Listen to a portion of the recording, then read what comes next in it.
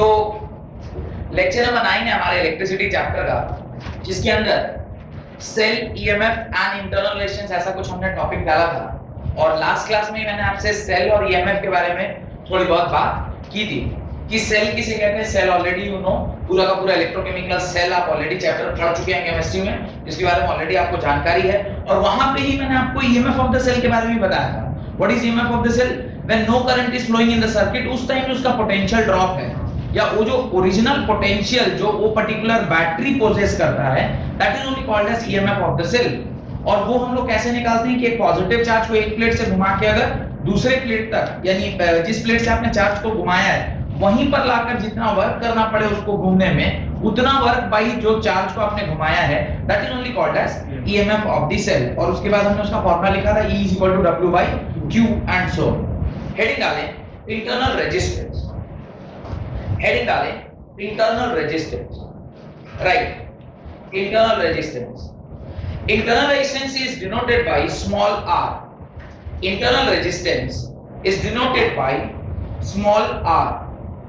Small r से हम लोग डिनोट करते हैं internal resistance, full stop. It is defined as the resistance offered by the electrolyte of the cell. It is defined as the resistance offered by the electrolyte of the cell to the flow of current through it, to the flow of current through it. Its unit is ohm. Its unit is ohm. तो क्या कहा उसने कि जो आपका internal resistance है वो क्या है? इलेक्ट्रोलाइट उसके पाथ में जो रुकावट पैदा कर रहा है, that is only called as internal resistance. It is defined as the resistance offered by the electrolyte of the cell to the flow of current. Current के फ्लो के रास्ते में इलेक्ट्रोलाइट जो रुकावट क्रिएट कर रहा है, आयंस है, आयंस टकरा रहे होंगे, टकराने की वजह से थोड़ा मूवमेंट धीरे हो रहा होगा, जिसकी वजह से जो फ्लो ऑफ करंट है वो क्या हो जा रहा है? रिड्यूस कर जा रहा है। और चूंकि रेजिस्टेंस है तो इसका भी यूनिट क्या होगा? ओम ही होगा। आगे लिखें internal resistance of the cell depends, paragraph change करें। internal resistance of a cell depends on the following factor. वो कुछ following factors के ऊपर डिपेंड करता है। पहला, it is directly proportional to, पहला it is directly proportional to the separation between the plates of the cell. Directly वो किसके प्रोपोर्शनल है? सेपरेशन ऑफ द सेल्स के प्रोपोर्शनल है। सेपरेशन ऑफ द सेल्स के प्रोपोर्शनल है। सेपरेशन ऑफ द सेल का क्या मतलब होता है? मेरे ख्याल से आपको पता है। What is the separation of the cell? Separation of the cell क्या है? दोनों इलेक्ट्रोड के बीच की दूरी कौन सेपरेशन ऑफ द सेल बोलते हैं? खास करके इलेक्ट्रोलाइट के केस में, इलेक्ट्रोलाइटिक सेल के केस में तो, या इलेक्ट्रोकेमिकल सेल के बीच में जो एक पर्टिकुलर अरेंजमेंट होता है जिसके अंदर एक सेल और दूसरा सेल, यानी एक इलेक्ट्रोड और दूसरा इलेक्ट्रोड, उनके जो बीच की दूरी है उसको ही हम लोग क्या बोलते हैं? Separation between the two plates. Second, it is inversely proportional to the area of plates dipped into the electrolyte. It is inversely proportional to the area of plate dipped into the electrolyte. तो electrolyte में कितना area उस particular plate का डूबा हुआ है उसके ऊपर भी डिपेंड कर रहा है। तो आप तो ऐसे भी जानते हैं रेजिस्टेंस किन किन पैरामीटर्स के ऊपर डिपेंड करता है? लेंथ के ऊपर, inversely proportional to area, temperature and किस मटेरियल से होगा। तो यहाँ तो लेंथ और एरिया समझ में आता है, पर किस मटेरियल से नहीं बन के वो क्या होगा? इलेक्ट्रोलाइट के किस तरह का आप इलेक्ट्रोलाइट यूज कर रहे हैं, उसका क्या कंसंट्रेशन है। शायद ये बातें मैंने आपको केमिस्ट्री में लास्ट क्लास में ही लिखवाया था कि इलेक्ट्रोलाइटिक सेल किन किन पैरामीटर्स के ऊपर डिपेंड करता है। जैसा मुझे ध्यान आ रहा है मैंने 7 फैक्टर लिखवाए कल ही की क्लास में, यानी पिछली क्लास में हमने केमिस्ट्री में अटेंड किया है, उसके अंदर मैंने 7 फैक्टर्स लिखवाया कि सॉल्युबिलिटी क्या है, विस्कोसिटी क्या है, कंसंट्रेशन क्या है, उसके बाद नेचर ऑफ सॉल्यूट क्या है, उसके बाद टेम्परेचर क्या है, एरिया क्या, लेंथ क्या, पूरा सातों का सातों लिस्ट आपको मैंने वहां पे दिया होगा। तो उसमें से ये तो कुछ ही के बारे में बात कर रहा है, it is not talking about all the 7 factor, क्योंकि वी आर रीडिंग फिजिक्स में सिर्फ उतने से ही काम चला रहे हैं जितने से काम चल जाए, बट केमिस्ट्री में तो आपको पूरी डिटेल में इसके बारे में पढ़ना है। आगे लिखें third factor, it depends on the nature, comma, concentration and temperature of electrolyte. It depends on the nature. Nature के अंदर ही आपका कौन कौन सा फैक्टर आ जाएगा? solubility, viscosity, nature of solvent, ये सब उसके अंदर ही आ गया। Second is concentration. कंसंट्रेशन मतलब कितना मोल्स है, इलेक्ट्रोलाइट के कितने मोल्स है, और उसके अंदर फिर हम लोगों ने केमिस्ट्री में क्या पढ़ा था कि कंसंट्रेशन का मतलब डायरेक्टली और इनडायरेक्टली क्या है? Number of solute present in that particular solvent, उससे क्या पता चलेगा? Degree of dissociation. और उसके बेसिस पे दो प्रकार के इलेक्ट्रोलाइट होते हैं, स्ट्रॉन्ग इलेक्ट्रोलाइट है, वीक इलेक्ट्रोलाइट। ये सब केमिस्ट्री में हम लोगों ने डिस्कस किया हुआ है, तो वहां पे काफी डिटेल में डिस्कस किए थे। यहाँ पे सिर्फ आपको उसका नाम जानना है कि कंसंट्रेशन के बारे में वो बात कर रहा है। तो कंसंट्रेशन मतलब क्या? Concentration means directly proportional two degree of dissociation. जितना ज्यादा डिसोसिएट करेगा उतना ज्यादा आयंस मिलेगा, और जितना ज्यादा आयंस उतनी कंडक्टिविटी, जितनी कंडक्टिविटी उतना ज्यादा करंट। तो ये सीक्वेंस लास्ट क्लास में भी मैंने आपको समझाया था। आगे लिखें, and increases temperature of the electrolyte and increases with increasing concentration. Temperature ऐसे लिखा होगा, it depends upon the nature, comma, concentration and temperature of the electrolyte and temperature of the electrolyte. ये भी मैंने बताया था कि टेम्परेचर के बढ़ने से क्या होता है और घटने से क्या होता है। टेम्परेचर बढ़ेगा तो डिसोसिएशन होगा, डिसोसिएशन होगा तो आयंस की संख्या बढ़ेगी, आयंस की संख्या बढ़ेगी तो कंडक्टिविटी उसकी इंक्रीज करेगी और कंसंट्रेशन ज्यादा हो जाएगा। ये भी मैंने आपको बताया हुआ। And increases with increasing concentration, and increases with increasing concentration, and increases with increasing concentration. तो यहां पे जो बात कर रहा है वो रेजिस्टेंस की बात कर रहा है। तो रेजिस्टेंस में कंसंट्रेशन के बढ़ने से क्या? अगर रेजिस्टेंस की बात हम कर रहे हैं, वहां पे भी इंक्रीजिंग कंसंट्रेशन से अगर रेजिस्टेंस बढ़ रहा है, इसमें किसके बारे में सोच रहा है वो? Now it is talking about not the ionic movement, it is talking about जो अनडिसोसिएटेड पार्ट है, जो रास्ते में क्या बन रहा है?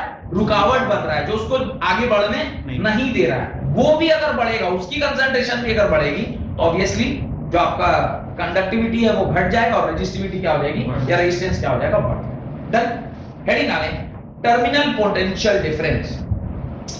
टर्मिनल पोटेंशियल डिफरेंस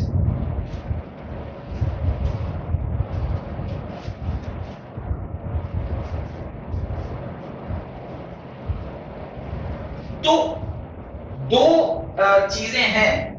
अभी इंटरनल रेजिस्टेंस को छोटा से डिनोट कर रहे हैं। अभी जो मैंने लिखवाया है that is called as terminal potential difference. Terminal potential difference, और ये जो पोटेंशियल डिफरेंस है इसको हम लोग कैपिटल V से डिनोट करते हैं। और एक क्या बताया? एक बताया ईएमएफ ऑफ द सेल, इसको हम लोग ई सेल के नाम से या फिर डायरेक्टली सिर्फ ईएमएफ के नाम से भी जानते हैं। अब हम लोग का एक, पहले तो मैं समझा दूं कि टर्मिनल पोटेंशियल क्या होता है। इंटरनल रेजिस्टेंस समझ में आ गया आपको, ईएमएफ ऑफ द सेल आप समझे हुए हैं। उसके बाद जैसे ही ये तीनों टॉपिक पढ़ लेंगे, फिर इनके बीच में एक रिलेशनशिप एस्टैब्लिश करें। इनके बीच में एक रिलेशनशिप एस्टैब्लिश करें। रिलेशनशिप क्या है वो समझने से पहले इसका समझना हमारे लिए काफी जरूरी है, क्योंकि ये हम ऑलरेडी समझ चुके, ये समझ चुके, इसको समझ जाएंगे तो इन तीनों के बीच में रिलेशनशिप एस्टैब्लिश करें। ठीक है, इस दोनों में कोई डाउट है तो पूछिए। EMF of the cell clear, internal resistance clear, जो रह गया वो क्या है? Terminal potential difference. Terminal potential difference जैसा कि सिर्फ नाम से हमें पता चलता है, दो पॉइंट्स हैं जिसको हम टर्मिनल बोल रहे हैं, एक को पॉजिटिव एक को नेगेटिव, उसके अक्रॉस जो पोटेंशियल डिफरेंस है that is terminal potential difference. और याद रखिएगा, टर्मिनल पोटेंशियल डिफरेंस सिर्फ वहां पर यूज में आएगा जब सर्किट क्लोज हो और उसके अंदर क्या बह रहा हो? करंट बह रहा हो। क्योंकि terminal potential difference always is checked across load. आप किसी लोड के अक्रॉस ही टर्मिनल पोटेंशियल डिफरेंस चेक करते हैं, क्योंकि अगर उसमें लोड है यानी R है, आपके I अगर उससे क्रॉस होगा तो I into R क्या हो जाएगा? पोटेंशियल के बराबर, क्योंकि V is equal to IR होता है। तो वो जो V निकल के आ रहा है that is what? That is terminal potential difference. उस पर्टिकुलर लोड के दो टर्मिनल है, एक पॉजिटिव एक नेगेटिव, उसके क्रॉस जो potential difference volt meter reading देगा that is only called as terminal potential difference.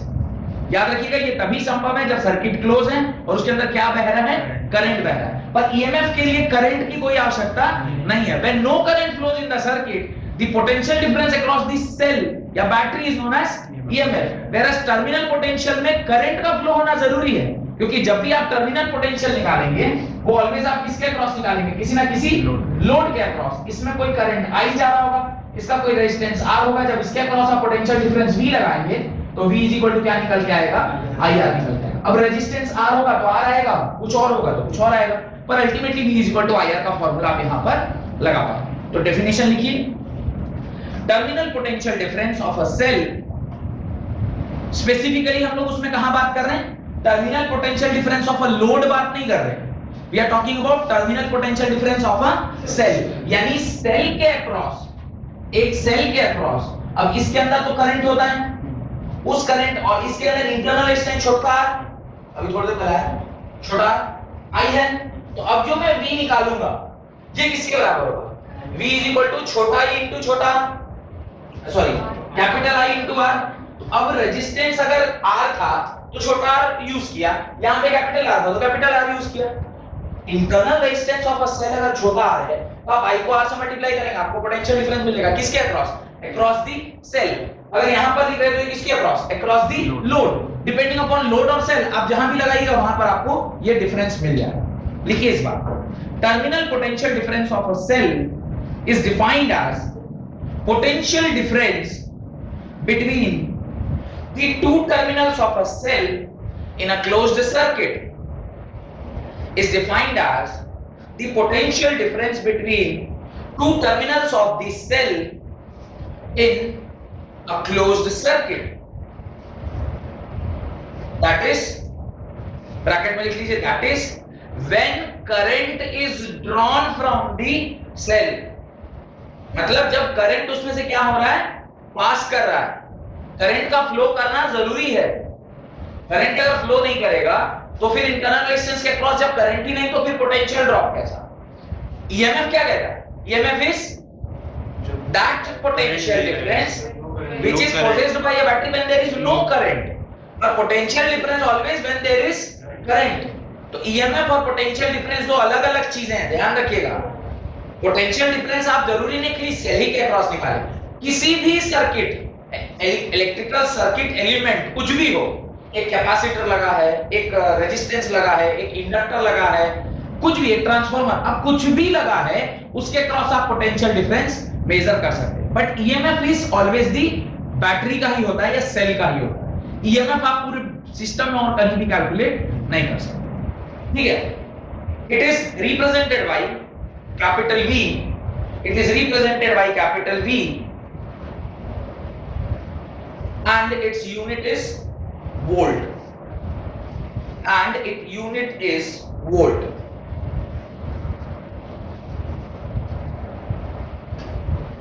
Note डालकर दो तीन बातें। अच्छा, ये सर्किट बनाइए, ये वाला सर्किट बनाइएगा और लिखिएगा terminal potential difference across cell, और ये बनाइएगा, लिखिएगा potential terminal potential difference across load. इसको लोड के जैसा दिखाइएगा और इसको सेल के तरीके से। इससे आपको आइडिया लगेगा कि पोटेंशियल डिफरेंस हम किसी भी चीज का निकाल सकते हैं, पर ईएमएफ कभी भी सब चीज का नहीं निकाला जा सकता। ईएमएफ हमेशा सेल या बैटरी का ही निकालते हैं। निकालते क्या है, वो होता ही है, उसकी जो अपनी पोटेंशियल, उसका जो अपना औकात है, that is called as EMF. अब नोट डालकर दो बातें लिखिए। पहली बात, अगर आपने ये बना लिया है तो जो फर्स्ट पॉइंट है उसमें आप लिखें, अच्छा लिखिए, सुनिए, उसमें आप सुनिए कि जो भी आपका पोटेंशियल ईएमएफ है, अगर वहां पर इंटरनली कुछ रेजिस्टेंस वहां पर काम कर रहा है, ध्यान से सुनिएगा मैं क्या बोल रहा हूं। जब कभी भी किसी भी वायर में या किसी भी इलेक्ट्रिकल कंपोनेंट में जब करंट फ्लो कर रहा होता है, ठीक है, करंट फ्लो कर रहा है और उसके अंदर कुछ रेजिस्टेंस है, तो कुछ ना कुछ वहां पे वोल्टेज ड्रॉप करेगा, क्योंकि जो वहां पे रेजिस्टेंस आया और करंट उसमें से पास कर रहा था, तो उसके दोनों एंड्स पर जब आप पोटेंशियल डिफरेंस निकालेंगे तो you will get some small quantity. If the value of R is very small 0.05 ohm, even multiplied by 10, the value will be very small. तो ड्रॉप छोटा होगा पर होगा। मैं अभी जो एग्जांपल दिया, मैंने क्या कहा कि R की वैल्यू सपोज करिए 0.05 ओम है internal resistance for battery. I even if 10 ampere उसमें फ्लो कर रहा है, जो कि मैं बहुत ज्यादा ले रहा हूं, ये वैल्यू मैंने बहुत ज्यादा लिया है। डे टू डे लाइफ में जो हम लोग को चाहिए होता है वो कितना चाहिए होता है, 3 एंपियर चाहिए, 3 एंपियर चाहिए होता है, फिर भी मैं 10 एंपियर लेके चल रहा हूं।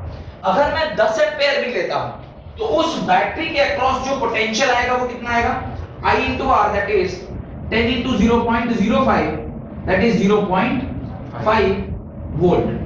सपोज करिए कि ये जो बैटरी हमने लगाई थी वो 12 वोल्ट की लगाई थी।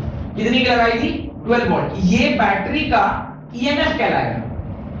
ये जो मैंने 12 वोल्ट दिखाई है क्या देगा, ईएमएफ। तो अब ये ईएमएफ में से उसका जो अपना इंटरनल वोल्टेज है वो घटाएंगे, तब ना जो एक्चुअल मेरे को वोल्टेज मिलेगा, क्योंकि कुछ तो उसके अंदर ही खत्म हो जा रहा है। ये बात समझ में आ रही है? ये वाला जो वोल्टेज है ये तो बैटरी खुद ही खा ले रहा है, क्योंकि बैटरी भी लोड की तरह काम कर रहा है, क्योंकि उस बैटरी में भी क्या है, रेजिस्टेंस है। तो वो बैटरी अपने आप में भी एक लोड है।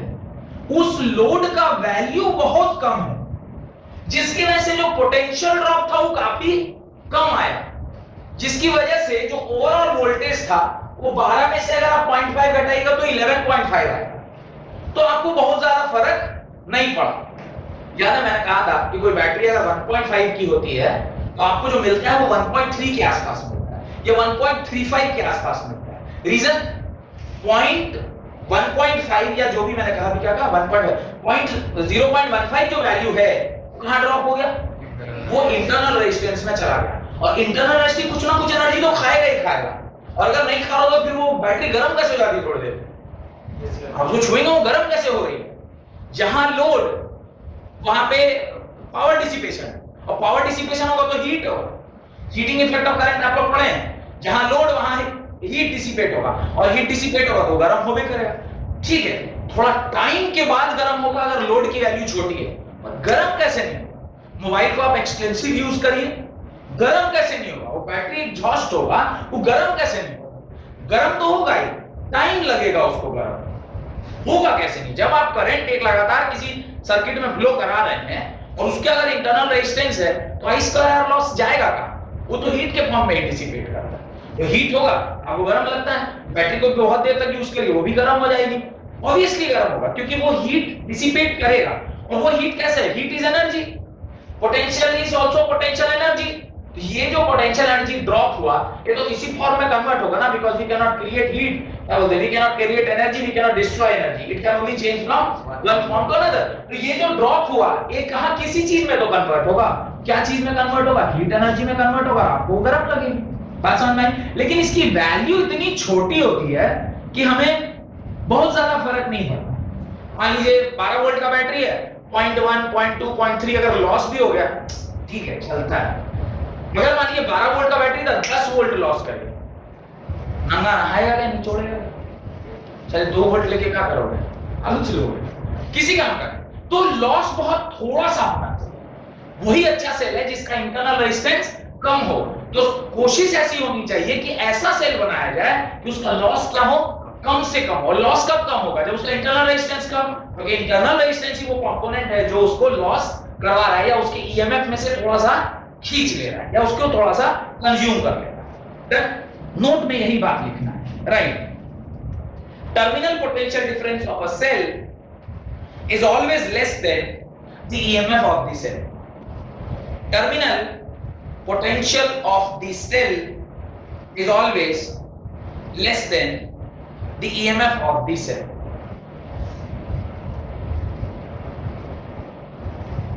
सर तो ये बैटरी का जो इंटरनल रेजिस्टेंस है IR, ये कुछ ईएमएफ को क्या कर देगा, रिड्यूस कर देगा, और उसके बाद जो पोटेंशियल आपको मिलता है उसी को हम क्या बोलते हैं, terminal potential difference. That is only called as terminal potential after the loss. After that छोटा v जो वहां से घट गया, डन। तो ये लिखिए ऑलवेज छोटा होगा, पहली बात। दूसरी बात, in closed circuit the current flow through the circuit including the cell. In closed circuit the current flows through the circuit including the cell। Current even cell के अंदर भी क्रॉस करता है। अगर सेल के अंदर करंट नहीं होगा तो फिर सर्किट कंप्लीट कैसे होगी? सर्किट को कंप्लीट होने के लिए तो सेल के अंदर करंट होना ही चाहिए। यही बात मैं उस दिन आपसे क्या बोल रहा था, कर रहा था कि सेल के अंदर भी एक करंट का डायरेक्शन होगा। याद है जब हम लोग इलेक्ट्रोकेमिस्ट्री बिल्कुल स्टार्टिंग में पढ़ रहे थे तो मैंने कहा था सेल के अंदर भी एक करंट का डायरेक्शन होता है। ठीक है, आगे लिखिए, due to internal resistance of the cell, उसी पॉइंट में, due to internal resistance of the cell there is some fall of potential, there is some fall of potential, there is some fall of potential। यहां तक कोई doubt नहीं? Heading डालें, relationship between, क्या क्या relationship between internal resistance, terminal potential and EMF of the cell. Heading ये डालिए, relationship between internal resistance, terminal potential difference and EMF of the cell। सबसे पहले बहुत ध्यान से हमें सर्किट की तरफ देखना चाहिए। अब जो मेरा सर्किट है, क्योंकि अब आप क्या हो गए थोड़े से करंट वाले चैप्टर में और बड़े हो गए हैं, तो अब जो मैं सर्किट बनाऊंगा उसमें अगर मैं इंटरनल रेजिस्टेंस नहीं दिखा रहा हूं तो मैं कुछ ना कुछ गड़बड़ कर रहा हूं। तो इंटरनल रेजिस्टेंस हमेशा कहां दिखाया जाता है? सेल के ठीक बाहर।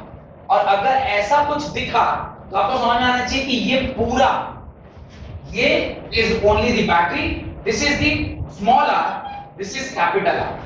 कोई दिक्कत? करंट इसमें कौन सा फ्लो करेगा?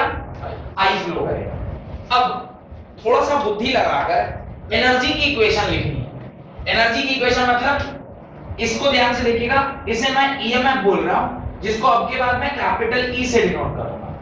तो आप देखिए इस सर्किट में जो वोल्टेज होगा उसको हम लोग आईआर बोलेंगे, नहीं बोलेंगे? यानी कुछ ड्रॉप यहां होगा प्लस थोड़ा सा ड्रॉप यहां भी होगा, और इसी दोनों ड्रॉप को जब हम बराबर करेंगे तो ये ई के बराबर होना चाहिए। This is also potential, this is also potential, और इन दोनों को जब हम जोड़ देंगे तो वो टोटल इसी के बराबर, क्योंकि और तो कोई हमारे पास सोर्स था नहीं ना। नेट एनर्जी तो यहीं से आएगी। अब इसमें सपोज करिएगा 100 जूल है, 90 जूल यहां खर्च हुआ, 10 जूल यहां खर्च हुआ, तो आप क्या बोलेंगे? 10 joule plus 90 joule is equal to 100 joule. Energy का इक्वेशन है सिंपल, टोटल एनर्जी जो मिला और टोटल एनर्जी जो खपत किया दोनों बराबर होने चाहिए। ये हमने बराबर कर दिया। अब इनको इनके एक्चुअल टर्म्स में लिखते हैं। E इज इक्वल टू, इसको हम लिख रहे हैं कैपिटल V प्लस इसको लिख रहे हैं आई आर, छोड़ दे रहे हैं, इसको चेंज नहीं कर रहे हैं। रीजन अगर इसको चेंज करेंगे आप स्मॉल v भी लिख सकते हैं, ऐसा नहीं आप नहीं लिख सकते, आप लिख सकते हैं। पर इसको अगर ध्यान से देखिए, ये जो कैपिटल V है this is only terminal potential difference. अब इसको अगर मैं निकालूंगा तो क्या लिखूंगा? V is equal to E minus I R. इस ईएमएफ में से आपने वो जो छोटा सा वैल्यू था जिसको अभी थोड़ी देर पहले मैंने छोटे v से डिनोट किया था, v is equal to capital I into छोटा r वैसे करके निकाला था, ये इसमें से क्या हो गया? माइनस हो गया। v is equal to E minus I R. This small value या दिस रिलेशनशिप इज ओनली आपको डिराइव करना था, जो कि रिलेशनशिप था किन तीनों के बीच में, इसके और इसके बीच में। कंसेप्चुअली ऑलरेडी आपको समझ में आ गया होगा। सर्किट डायग्राम बनाइए और उसके नीचे ये इक्वेशन लिख दीजिए और इसमें कुछ करना है। यहीं से कोई लोग चाहे तो आर की वैल्यू वगैरह सब निकाल लेते हैं, बाकी मेन जो आपको चाहिए था वो यही है।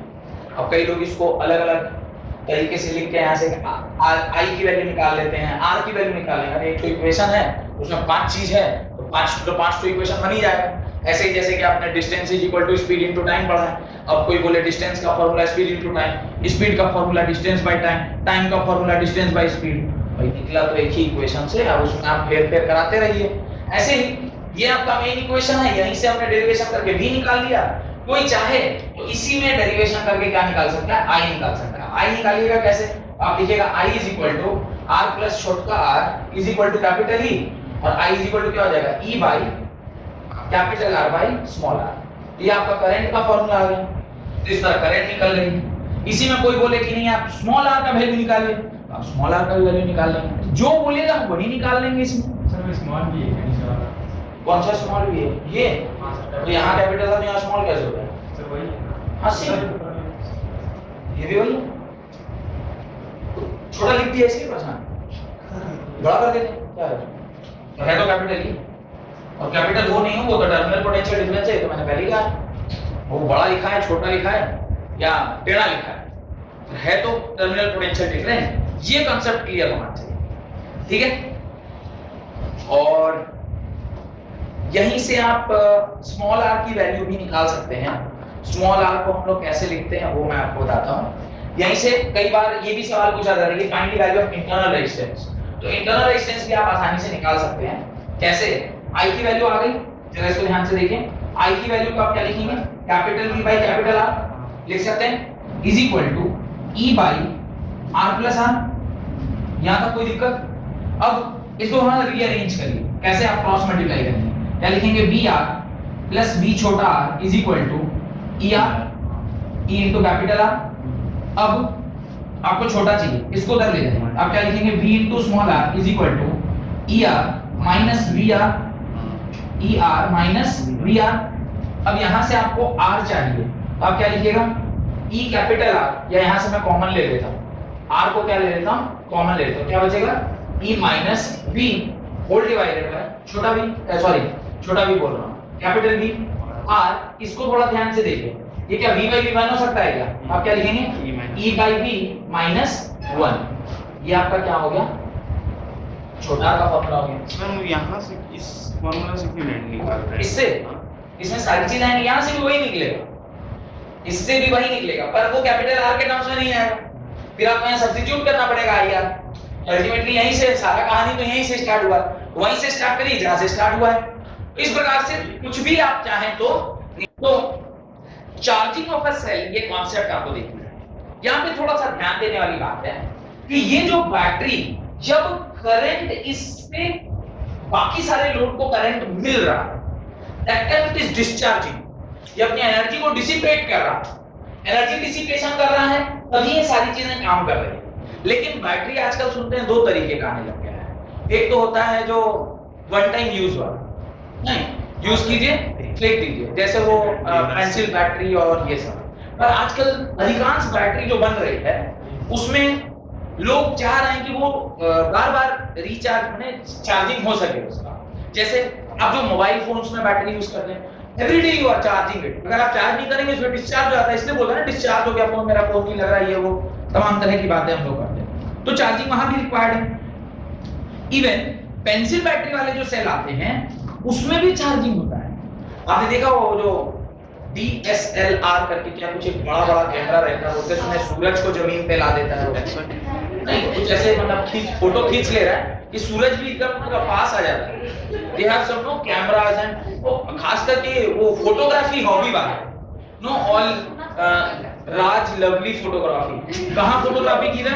NIT जमशेदपुर में बुलेट के पीछे ऐसे करके राज फोटोग्राफी। तो क्या Ayush photography, there so many photography. और कर क्या रहे?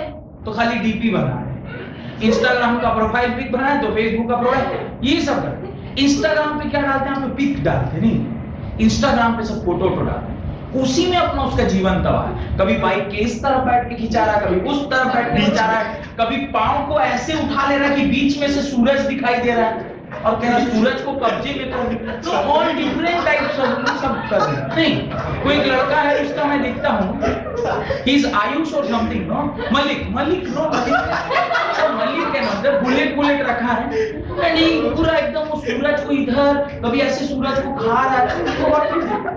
तो NIT में वो ब्यूटी मिल जा रहा है, कहीं खुले में करके पत्ता उत्ता, अजीब मतलब मैं तो समझ नहीं पा रहा क्या। तो वो जो कैमरा है, उस कैमरे में जो बैटरी लग रही है वो रिचार्जेबल बैटरी है। Every time when you are using it you can charge it.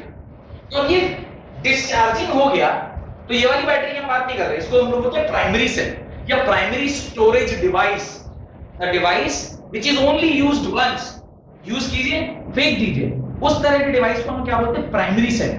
कुछ डिवाइसेस होते हैं जिसको हम सेकेंडरी स्टोरेज डिवाइस बोलते हैं, जिसको time and again you can use it, उसको आप बार बार यूज कर सकते हैं। जो बेसिक डिफरेंस है एक पेन और एक पेंसिल में, पेंसिल लिखा, खत्म हुआ, खत्म। पेन एक बार खरीदा, अगर महंगा है आप उसको रिफिल कर देते, आप बार बार उसको परचेज नहीं करते। मार्कर मैं बार बार नया परचेज नहीं कर रहा, रिफिल कर रहा, रिचार्ज कर रहा। तो ये जो चार्जिंग फिनोमेना है ये भी बहुत जरूरी है, क्योंकि कितना आप खरीद के यूज करिएगा, ऐसा सिस्टम होना चाहिए जो बार बार चार्ज हो। तो उस केस में जब battery gets charge, direction of current reverse हो जाएगा, डायरेक्शन ऑफ करंट रिवर्स हो जाएगा, तब ना चार्जिंग जो डिस्चार्ज हो रहा था अब चार्ज होने लग गया। और इस टाइम जो इंटरनल रेजिस्टेंस अपोज कर रहा था अब उसको क्या करेगा? सपोर्ट करने लग जाएगा, और तब वो इलेक्ट्रोकेमिकल सेल से किसमें कन्वर्ट हो जाएगा? इलेक्ट्रोलाइटिक सेल में। Now electrical energy is converting into chemical energy. जब वो डिस्चार्ज कर रहा होता है तो वो क्या होता है? Electrochemical cell in which chemical energy is converting into electrical energy. Where जब चार्जिंग हो रही होती है तो the electrical energy is converted into chemical energy. तो अब सिस्टम में करंट फ्लो कर रहा है जो उसकी पोटेंशियल को बढ़ाएगा। एक्चुअली मोबाइल में भी ऐसा होता है, कुछ परसेंटेज आपका 10 या 12% हो जाता है, then what you do, you supply current, now your device takes current और धीरे धीरे उसका परसेंटेज 10 12 15 20 100 हो गया फुल चार्ज। फिर आप चार्जर को क्या करते हैं? निकालते हैं, चार्जर निकला, now again it will convert into electrochemical cell and now it will be used. फिर 100 99 से होते होते फिर 10 12%। तो आप समझ रहे हैं ये दोनों फेनोमेना अगर एक ही बैटरी में होने लग जाए तो अच्छा है। जब आप करंट बाहर से सप्लाई कर रहे हैं उस वक्त वो सेल किस तरह बिहेव कर रहा है? इलेक्ट्रोलाइटिक सेल की तरह। जब आप उस सेल को यूज कर रहे हैं उस वक्त वो सेल कैसे बिहेव कर रहा है? इलेक्ट्रोकेमिकल सेल की तरह। क्लियर? लिखिए इस बात। During charging of a cell, लिखा ना चार्जिंग ऑफ अ सेल, ये लिखा है, हेडिंग लिखा है ना charging of a cell. During charging of a cell, the positive terminal of the cell is connected to positive terminal of the battery. The positive terminal of the cell is connected to positive terminal of the battery. Battery किसको बोल रहे हैं? जिससे हम charge कर रहे हैं। तो ब्रैकेट में लिखिएगा चार्जर, बैटरी के ब्रैकेट में लिख लीजिएगा चार्जर, जिससे हम उसको चार्ज कर रहे हैं। And negative terminal of the cell is connected to the negative terminal of the battery. In this process current flows from positive electrode to negative electrode of the cell. Positive electrode to negative electrode of the cell. In this process, current flows from positive electrode to negative electrode of the cell. और जब ऐसा होगा तो जो current पहले अंदर की बात करें, एक्चुअली ठीक है, इसको पूरा डायग्राम बनाना पड़ेगा मुझे, तो ये मैं मिटा रहा हूं, ये जो मैंने ऑलरेडी अभी डेरिवेशन किया है इसको मैं थोड़ा देर के लिए मिटा रहा हूं। तो देखिए जब आप इसको डायग्रामेटिकली चेक करेंगे तो जब बैटरी की चार्जिंग होती है तो आप उसको किससे कनेक्ट करते हैं?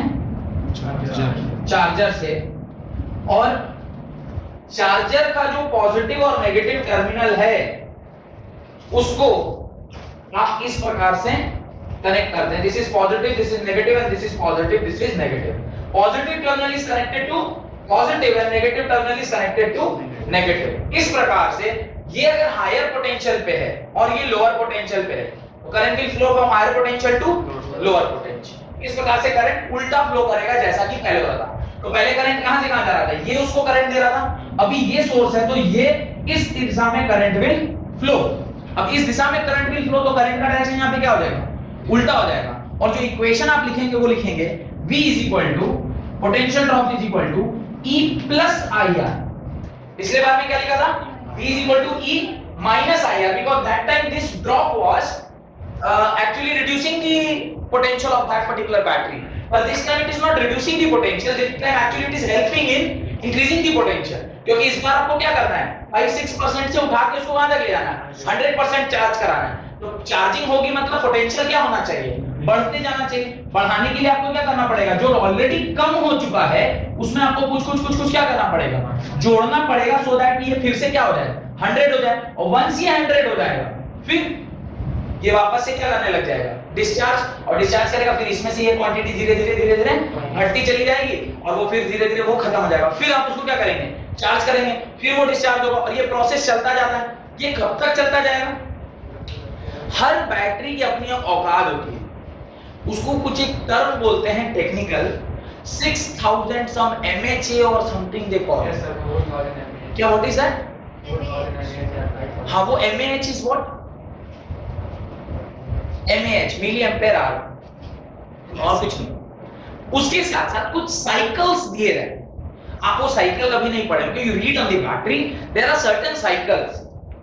वो उतनी बार आप उस बैटरी को चार्जिंग डिस्चार्जिंग साइकिल में ले जा सकते हैं.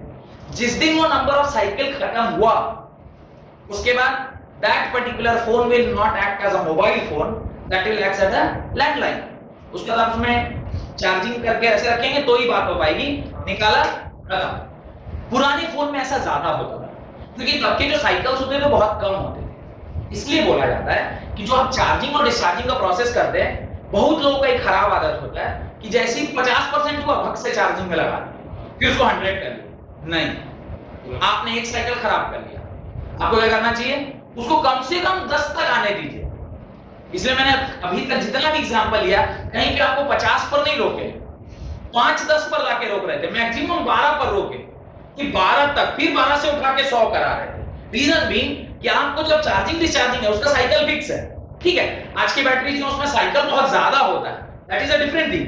बट वो साइकिल को आपको बचत करना है. बचत कैसे होगा?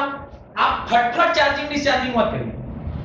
एक टाइम ऐसा आएगा, वो इतना ज्यादा आप कर चुके होंगे हमारे फादर की तरह कि वो तभी फोन में काम करता है जब चार्जर में लगा हुआ नहीं तो काम नहीं करता. तो अब वो लैंडलाइन हो गया, फसल है, बिना फंसे में काम नहीं करेगा. थोड़ो, और अगर निकाल दिए यहां से हो सकता है गेटे तक गए और डिस्चार्ज दिखा रहा 80%, 1 घंटा बाद फिर आप देख रहे पापा लाके लगा रहे का है तो 0% हो गया या 2% हो गया. बहुत जल्दी डिस्चार्ज होता है. तो गलती कर रहे तो नहीं आता. अब नया लीजिए. तो आप लोग तो होशियार हैं, पढ़े लिखे हैं और आप हमसे पढ़ भी रहे हैं, तो आपको क्या करना चाहिए?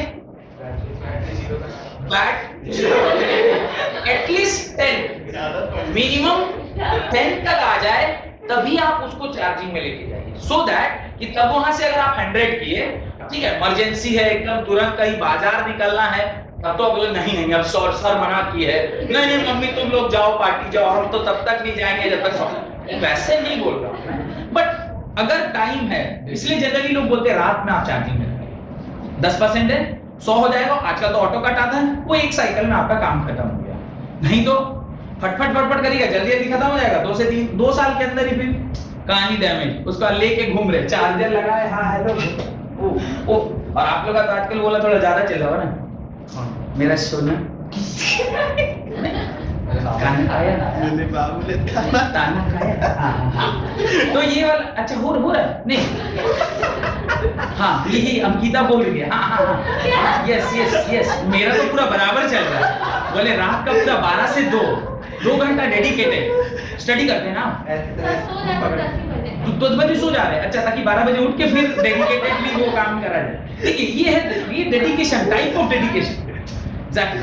खैर, तो ये इक्वेशन, ये डायग्राम और ये इक्वेशन देखिए. आप लोग हंसते बहुत. ये डायग्राम और ये इक्वेशन ये क्या आपको लग रहा है मैंने देखिए ड्राइंग प्रैक्टिस थोड़ी कर रहे हैं. बनाइए इसको जल्दी बनाइए. इन केस ऑफ चार्जिंग, अरे ये क्या हमने दिल थोड़े बनाना है. लगा कि तो डब्बा बनाना है, यहाँ पे 2 लाइनें खींचनी है, एक इक्वेशन लिखना है. रुकिए, मतलब ऐसा लग रहा है कि पूरा तुम तो बायो वाला दिल बनाने लग गए. पूरा भी बैटरी दिखा होगा, एंट्री क्या सब है, क्या एरोटा मेरोटा सब करने लग जाओगे. कुछ वेंट्रिकल और एरोटा लगे तुम बेटा पूरा एकदम first chamber, second chamber, third chamber, fourth chamber. लिखिए the terminal potential difference of a cell becomes greater than the EMF of the cell. Obviously, EMF of the cell से क्या हो जा रहा है? बड़ा हो जा रहा है, क्योंकि जब चार्जिंग हो रही है तो पोटेंशियल टर्मिनल जो है, टर्मिनल पोटेंशियल जो है वो EMF से बड़ा हो जाएगा, क्योंकि यहाँ पे चीजें क्या हो रही हैं? ऐड हो रही हैं. The terminal potential of a cell becomes greater than the EMF of the cell. Full stop. Next, मतलब पैराग्राफ चेंज करके, the potential drop across the internal resistance of the cell is called lost voltage. Important है lost voltage. 1 marks में आपसे पूछा जा सकता है. लिखिए, the potential drop across internal resistance of the cell is called lost resistance. ये क्या है? Lost resistance. Lost resistance बोल रहा हूं, lost voltage. Lost voltage, not resistance. Lost voltage. The potential drop across internal resistance of a cell is called lost voltage. यही ना वो lost voltage है जो आपको नहीं मिला. 12 वोल्ट में से 0.5 लॉस्ट करके आपको एक्चुअली में कितना मिला? 11.5. इसको अगर एक एग्जांपल से आप समझना चाहें तो आप समझ सकते हैं. आप लोगों को तो खैर ये वाला जीवन में अभी नहीं आया है, पर हम लोग के जीवन में ऐसा आता रहता है. बैंक में लोन लेने जाते, आप 2 लाख रुपया सपोज करिए लोन ले रहे हैं किसी से मतलब बैंक से. जब आप लोन आपका सैंक्शन हो और आपके अकाउंट में पैसा है, you will find it 1,92,000. Loan applied 2 lakh, received 2,92,000. EMF of the cell 2 lakh. Potential drop 1,92,000. 8,000 processing fee. Bank ने प्रोसेसिंग फी काट लिया. तो जो प्रोसेसिंग फी है जो आपको कभी मिला ही नहीं, इसका जो इंटरनल ड्रॉप है आपको कभी पता ही नहीं चला कि गया किधर. आप तो अप्लाई किए 2 लाख, मिला 1,92,000 और इंटरेस्ट कितने मिलाएगा? 2 लाख के ऊपर. वो जो लॉस्ट हो गया, पता नहीं चला किधर गया, that lost is money का loss in terms of loan, potential के terms में it is known as lost voltage. और पोटेंशियल और वोल्ट मीटर या पोटेंशियोमीटर भी बोल रहा था उसको अभी, वो कभी भी इस लॉस्ट के बारे में पता नहीं लगा सकता. कैसे पता लगेगा? आप तो इंटरनल रेजिस्टेंस के बाद ना पोटेंशियल लगा रहे हैं. आपने पोटेंशियल कहां लगाया? आपने ए पॉइंट बी पॉइंट इसके अक्रॉस में वोल्ट मीटर लगाया है. तो आपको तो कभी इसके इंटरनल वाला का तो पता ही नहीं चला. आप तो सीधे इसके टर्मिनल पोटेंशियल, यानी आप जब भी पता किए तो आप क्या पता किए? आप V पता किए. आप E के बारे में पता ही नहीं कर पाए. E के बारे में कैसे पता चलेगा? उसका जो लिखा हुआ होगा स्पेसिफिकेशन 1.5 वोल्ट का लिख दिया, आप मान रहे, मिलेगा उतना जितना ये वोल्ट मीटर आपको बताएगा. बात समझ में? देखिए sir, the potential drop across the internal resistance of a cell is called lost voltage, as it is not indicated by the voltmeter. As it is not indicated by the voltmeter. तो voltmeter इसका पता नहीं लगा पाता. आप कैसे इसका पता लगाएंगे? If the battery has a mention of छोटा r, अगर बैटरी में छोटा r के बारे में कुछ बताया हुआ है, स्मॉल r का कुछ डिस्क्रिप्शन दिया हुआ है कि what is the value of small r of this particular cell. कुछ बैटरी वाले दिखाते हैं, कुछ नहीं दिखाते. अब डे टू डे लाइफ में तो जो बैटरी लगती है उसमें नहीं बताया जाता है, पर जो लैबोरेटरीज में, लैब्स में आप देखेंगे वो इतनी बड़ी एक बैटरी लगती है पिन वाली. हमने देखा है वो वाला बैटरी, व्हाइट और ब्लू कलर का रहता है, पिन वाली बैटरी होती है. वो 12 वोल्ट की या 6 वोल्ट की आती है. वो वाली जो बैटरी होती है पिन से जिसको लगाते हैं, वो बैटरी पे इंटरनल रेजिस्टेंस भी दिया रहता है, क्योंकि वो क्या है, टेक्निकल यूज के लिए. तो टेक्निकल यूज में आपको पता नहीं चाहिए कि इसका ड्रॉप कितना है, एक्चुअली मेरे को कितना मिलेगा. तो उसके लिए जब एक्सपेरिमेंट वगैरह में यूज करते हैं तो वहां पे आर, छोटा आर का वैल्यू भी बैटरी में पता होना चाहिए, इसका इंटरनल रेजिस्टेंस कितना है, ताकि आप वो ड्रॉप को भी निकाल सकें, जो लॉस्ट वोल्टेज उसको भी आप निकाल सकें. Then question, right, a cell of EMF E and internal resistance small r. A cell of EMF capital E and internal resistance small r gives a current of 0.5 ampere. Gives a current of 0.5 ampere with an external resistance of 12 ohm. gives a current of 0.5 ampere with an external resistance of 12 ohm and a current of 0.25 ampere and a current of 0.5 ampere with an external resistance of 25 ohm. मैं वापस एक बार पढ़ रहा हूं. A cell of EMF capital E and internal resistance R gives a current of 0.5 ampere with an external resistance of 12 ohm and a current of 0.25 ohm, a current of 0.25 ampere with an external resistance of 25 ohm. तो आपने दो case दिया हुआ. एक बार अगर current की value इतनी है तो इंटरनल आर की वैल्यू अलग है, और दूसरी बार करंट की वैल्यू कुछ है तो आर की वैल्यू अलग है. Calculate point number 1, internal resistance of the cell and EMF of the cell. Calculate internal resistance of the cell and EMF of the cell. ठीक है, क्या डेटा दिया गया है वो मैं आपको देकर हिंट दे देता कि क्या क्या इंफॉर्मेशन आपको दिया गया. आपको दो केसेस दिए हुए. केस 1 एक ऐसा केस है जहां पर जो करंट की वैल्यू है दैट इज 0.5 और 0.5 एम्पीयर एट 12 वोल्ट एट 12 ओम. वहां पे कैपिटल आर की वैल्यू कितनी दी गई है? 12 ओम दी गई है. और इंटरनल रेजिस्टेंस भी दिया गया है. नहीं, इंटरनल रेजिस्टेंस आपको निकालना है. You don't know this and you don't know EMF of the cell. और केस 2 जो है उसके अंदर भी आपको आई की वैल्यू 0.25 एम्पीयर दी गई है और आर की वैल्यू शायद 25 ओम है. कितना है? 25 ओम. अभी भी आपको क्या आर नहीं मालूम और ई नहीं मालूम, और एक और कुछ डेटा जरूर दिया गया होगा. What is that additional data? Nothing. That additional data कुछ नहीं दिया. आपसे कह रहा आर और ई की वैल्यू आप कैलकुलेट करके दिखाओ. आपको इसको क्या करना है? सॉल्व करना है. काफी सरल सा क्वेश्चन था. आपको सिर्फ करंट का इक्वेशन अगर ध्यान है जो I is equal to E by capital R plus small r के बराबर है, आपको सिर्फ इसको ना दो बार लगाना था, पहले वाले केस के लिए और दूसरे वाले केस के लिए. इसलिए मैंने पूरा अच्छे से लिख भी दिया था. पहले वाले के लिए क्या लिखेंगे? 0.5 is equal to capital E whole divided by 12 plus small r. तो अब इसको आप क्रॉस मल्टीप्लाई करेंगे तो ये क्या होगा? 6 plus 0.5 r is equal to E के बराबर. यह आपका इक्वेशन नंबर 1 हो गया. सिमिलरली जब आप केस 2 के लिए इसी चीज को लिखेंगे तो आप लिखेंगे 0.25 is equal to E divided by 25 plus r. इसको मल्टीप्लाई करेंगे आएगा 6.25 plus 0.25 r is equal to capital E. Second equation. दो इक्वेशन, दो वेरिएबल, आसानी से E और R की वैल्यू आप निकाल सकते हैं.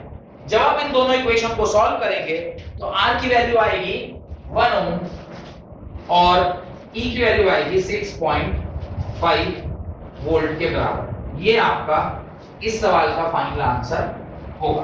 दो इक्वेशन, दो वेरिएबल, आपको उसको क्या करना था? सॉल्व करना था. लास्ट टॉपिक आज की क्लास का देखिए, difference between EMF and terminal potential difference of a cell. Difference between, ये सॉल्व कर लीजिएगा घर में, इसका वैल्यू सब पुट कर लीजिएगा. अब ये आप डोंट एक्सपेक्ट कि मैं अब इसको मैथमेटिक्स करूं. फिजिक्स का जितना काम था कर दिया, मैथमेटिक्स घर में कर लीजिए. Difference between EMF and terminal potential difference of a cell. दो कॉलम जैसे बनाते हैं इस तरफ और उस तरफ. एक तरफ आप लिखेंगे EMF और दूसरी तरफ लिखेंगे टर्मिनल पोटेंशियल डिफरेंस. तो पहली साइड पर EMF लिख दें और दूसरी साइड पे टर्मिनल पोटेंशियल डिफरेंस. ये सवाल कई बार आपके बोर्ड की परीक्षा में पूछा गया है. 2 नंबर या 3 नंबर का सवाल ये आता है. Right the difference, 5 point of difference, 3 point of difference, 4 point of difference, इस तरह का डिफरेंस करके आपसे सवाल पूछा जाता है.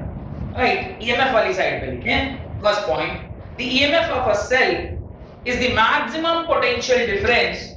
The EMF of the cell is the maximum potential difference between the two electrodes of a cell. The EMF of the cell is the maximum potential difference between the two electrodes of a cell when cell is in open circuit. When cell is in open circuit.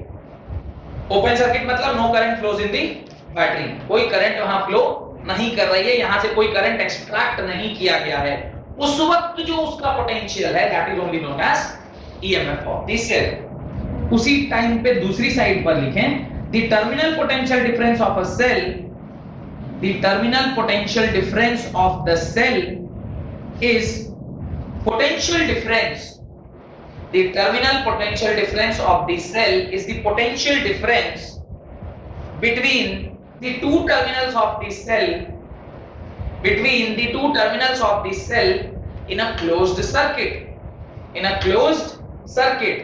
तो एक maximum potential कितना किसी cell का हो सकता है जब वो सेल यूज में नहीं है, जब वो सेल यूज में नहीं है, सर्किट इज ओपन, उस टाइम जो उसके अक्रॉस पोटेंशियल डिफरेंस होगा उस बैटरी के इलेक्ट्रोड्स के across, that is only called as EMF of the cell. वही हम लोग कैलकुलेट करते हैं वहां पे ई नॉट सेल या ई सेल जो वहां कैलकुलेट कर रहे हैं इलेक्ट्रोकेमिस्ट्री में, वो यही कैलकुलेट करते हैं। We actually calculate the EMF, we don't calculate the potential difference, we actually calculate the EMF of the cell. उससे फिर आप लोड लगाइएगा तो पोटेंशियल डिफरेंस ब्ला ब्ला ब्ला आपको मिलेगा। Next second point, it is independent of resistance of the circuit. EMF की side पर लिखेंगे it is independent of the EMF sorry resistance of the circuit. इसको सर्किट के लगे हुए रेजिस्टेंस से क्या लेना देना, कोई लेना देना नहीं है। रीजन, रीजन ओपन है, सर्किट खुला हुआ है, तो रेजिस्टेंस कितना है उससे उसको क्या फर्क पड़ता है, कोई फर्क नहीं पड़ रहा है। Like it is independent of the resistance of the circuit and depends upon, और किसके ऊपर डिपेंड कर रहा है, it depends upon the nature of the electrode and electrolyte of the cell, depends upon the nature of the electrode। nature of the electrode के अंदर क्या क्या बातें आ जाएंगी, length and cross section ले लिया, and second जो बोला electrolyte of the cell, electrolyte of the cell के अंदर क्या क्या बातें आ जाएंगी, nature, उसका concentration, उसका temperature, वो सारी बातें इसके अंदर आ जाएंगी। दूसरी साइड पर it depends upon the resistance of the circuit, obviously वो सर्किट क्लोज वो उसके ऊपर डिपेंड करेगा, क्योंकि उस ई में से कुछ आर हटने वाला है, वो उसके ऊपर डिपेंड करता है। It depends upon the resistance of the circuit and current flowing through it, और कितना करंट उस सर्किट में फ्लो कर रहा है उसके ऊपर भी डिपेंड करेगा, क्योंकि I into R ही करके ना आप वो जो ड्रॉप है उसको निकालते हैं, जिसको हम लॉस्ट वोल्टेज बोल रहे थे, वही ना आप ईएमएफ में से माइनस करेंगे तो टर्मिनल पोटेंशियल मिलेगा। तो करंट के ऊपर तो डिपेंड कर रहा है, और करंट के ऊपर कर रहा है तो जो सर्किट में रेजिस्टेंस है उसके ऊपर भी करेगा। नेक्स्ट वापस से ईएमएफ की साइड पे आइए। The term EMF is used for source of electrical current. The term EMF is used for source of electric current. EMF मतलब सोर्स, whereas पोटेंशियल डिफरेंस जो वर्ड है, ये वर्ड जरूरी नहीं है कि खाली सोर्स के लिए ही है, ये पूरे सर्किट में पूरे सर्किट में किसी भी इलेक्ट्रिकल यूनिट के अक्रॉस आप पोटेंशियल डिफरेंस निकाल सकते हैं। लिखिए the potential difference is measured between, दूसरी साइड पे लिखिए the potential difference is measured between any two points of the electrical circuit.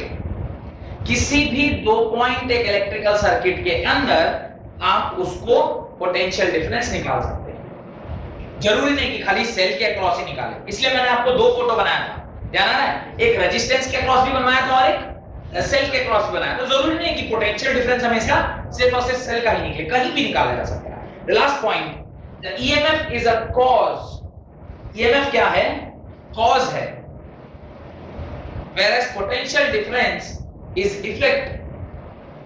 EMF is cause whereas potential difference is effect। Last line तो बिल्कुल दिल जीतने वाला है।